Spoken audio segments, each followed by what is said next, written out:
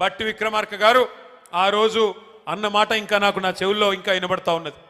Guarantee కార్డులు పట్టుకొని ఆ రోజు ఆయన చెప్తా ఉన్నాడు, భద్రంగా పెట్టుకోండి, గ్యారంటీ కార్డులు భద్రంగా దాచిపెట్టుకోండి, 100 రోజుల్లో ఇది చాలా విలువైన కార్డు, ఈ కార్డుని మరి భద్రంగా పెట్టుకుంటే 100 రోజుల తర్వాత మా గవర్నమెంట్ రాగానే 2,500 మహిళలకు ఇస్తాం, 4,000 రూపాయలు ముసలోళ్ళకి ఇస్తాం, తులం బంగారం ఇస్తాం, 2 లక్షల ఉద్యోగాలు ఇస్తాం, భద్రంగా పెట్టుకోండి కార్డు అన్నారు బట్టి గారు. మరి ఇవాళ నేను బట్టి గారిని అడుగుతున్నా, బట్టి గారు 100 రోజులు కార్డును పెట్టుకోమన్నారు, మరి ఇప్పుడు 2 ఏళ్ళు అయిపోయింది, ఇప్పుడు ఎక్కడ పెట్టుకోవాలి కార్డు? ఎక్కడ పెట్టుకోమంటావు ఇప్పుడు కార్డు? చెప్పు, ఎక్కడ పోయింది నీ 2,500? ఎక్కడ పోయింది 4,000 పెన్షను? ఎక్కడ పోయింది తులం బంగారం? ఎక్కడ పోయినాయి స్కూటీలు? ఎక్కడ పోయినాయి విద్యా భరోసా కార్డులు? ఎక్కడ పోయినాయి 1,00,000 కోట్ల బడ్జెట్, బీసీలకి 42% రిజర్వేషన్లు? చెప్పుకుంటూ పోతే 420 హామీలు, ఒకటి కాదు రెండు కాదు. సర్వభ్రష్ట ప్రభుత్వం ఇది, సర్వే సర్వత్రా అందరినీ మోసం చేసిన ప్రభుత్వం. అక్కడ మా తమ్ముళ్ళు 30% అని పట్టుకున్నారు. అది ఎవల గురించో మీకు తెలుసు. ఒక మంత్రి కాదు, మీ జిల్లాలో అందరు మంత్రులు 30% నడిపిస్తున్నారు. బీ ట్యాక్స్ 30%, ఇక్కడ పక్కన పీ ట్యాక్స్ బాంబులేటి మంత్రి గారికి ఆయన ట్యాక్స్ కూడా 30%. ఏ భూమి ఆయన దగ్గర పోయినా 30% నాకు ఇచ్చేయమని అడుగుతున్నాడు బాంబులేటి గారు. అట్లాగే ఇక్కడున్న తుమ్మల గారు కూడా, ఆయన కూడా అదే పనిలో ఉన్నాడు. ఎవరికి వాళ్ళు ముగ్గురు ఇవాళ ఏ ఒక్కరు కూడా జిల్లాకి పనికొచ్చే ఒక్క పని కూడా చేయడం లేదు. ముగ్గురు మోసగాళ్ళు, మొనగాళ్ళు కాదు. ఒకటి మాత్రం వాస్తవం, ఈ ముగ్గురు మోసగాళ్ళకి అసలైన నాయకుడు ఎవడా అంటే అలీబాబా పైన ఉన్నాడు. ఇక మీరు చూస్తానే ఉన్నారు ఆయన కథ. అయితే నోరు బారేసుకోవడం, జర్ర జర్ర జర్ర జర్ర జర్ర జర్ర తొందరపడక నన్ను మాట్లాడి, ముందే గొంతు బాలేదు మాట్లాడి. నేను ఒక్కసారి మీరు దయచేసి ఆలోచించాలని కోరుతా ఉన్నా. 2 ఏళ్ళు అయిపోయింది, ఎన్ని ఈస్ట్ మన్ కలర్లో సినిమాలు చూపెట్టారు, అద్భుతమైన రంగుల కళ లాంటి సినిమా. మీకు ఇది ఇస్తాం, అది ఇస్తాం, అది చేస్తాం, ఇది చేస్తాం. 2 ఏళ్లలో ఏం చేశారు ఖమ్మానికి అని నేను అడుగుతున్నా.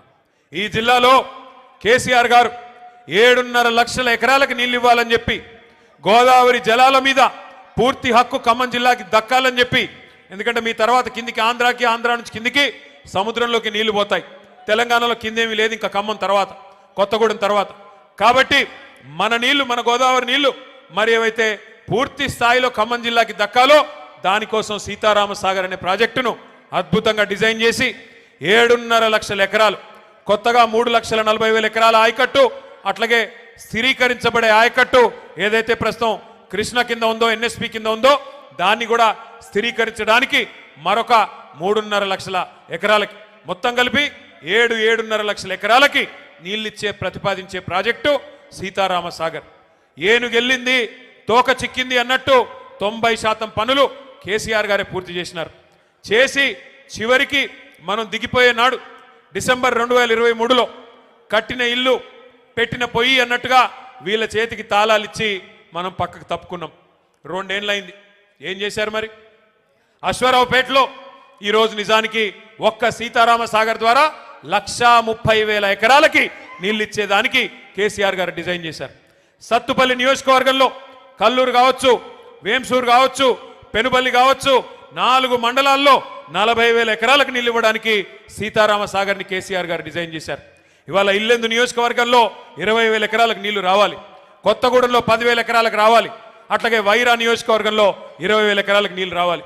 కానీ ఇల్లెందును కట్ చేసి, ఇల్లెందుకి నీళ్లు పోకుండా చేసి వాళ్ళ అక్కడి నుంచి కూడా అఖిలపక్ష నాయకులు వచ్చున్నారు, మా కాలువలు లేకుండా చేస్తున్నారు, మా నీళ్లు రాకుండా చేస్తున్నారని చెప్పి ఇల్లెందును కట్ చేసి ఇవాళ కేసీఆర్ గారి ఉద్దేశంతోనైతే ఖమ్మం జిల్లాని సస్యశ్యామలం చేయాలి, గోదావరి జలాలతో తలపెట్టారో ఒక్క అడుగు కూడా ముందుకేయకుండా, ఒక్క పని కూడా చేయకుండా కేవలం కమిషన్ల కోసం మాత్రమే ఈ జిల్లాలోని 3 మంత్రులు ఇవాళ పనిచేస్తూ ఉన్నారు. వాస్తవానికి 2 ఏళ్లలో ఏం జరిగింది, ఏం ఒరిగింది తెలంగాణకి అంటే ఒక్క మాటలో చెప్పేయచ్చు.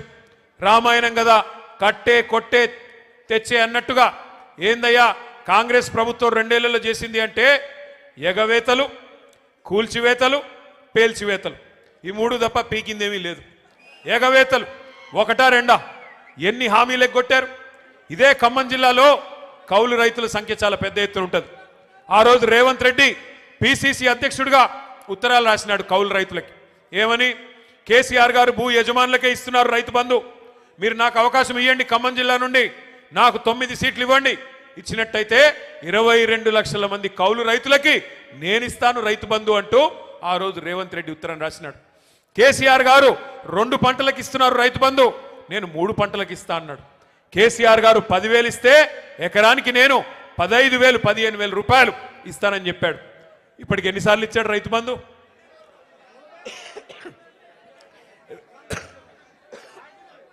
బూతులొద్దు కానీ 15,000 ఇస్తానని చెప్పి 12,000 కుదించి అది కూడా ఇప్పటికి ఇచ్చింది ఒక్కసారి. 2 సార్లు ఎగ్గొట్టిండు.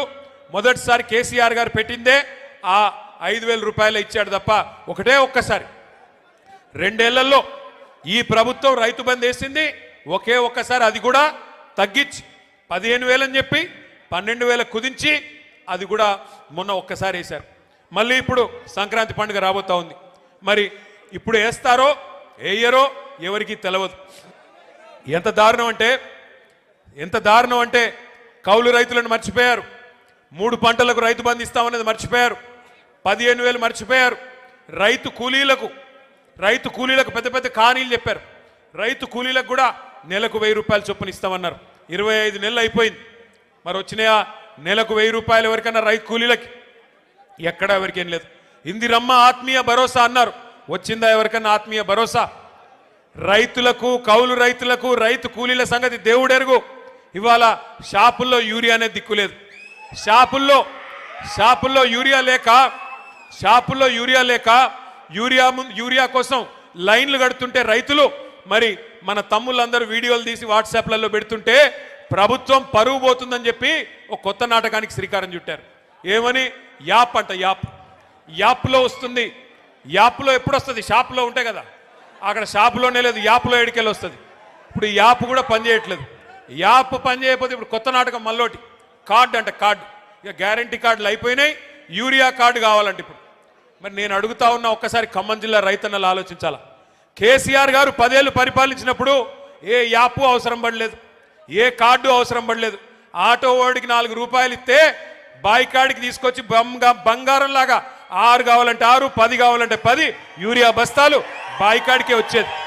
మరి ఈరోజు ఈ దౌర్భాగ్యులు వచ్చిన తర్వాత, ఈ వ్యవసాయం తెలవని ముఖ్యమంత్రి గారు వచ్చిన తర్వాత, నీళ్ల గురించి కనీస అవగాహన లేని ముఖ్యమంత్రి వచ్చిన తర్వాత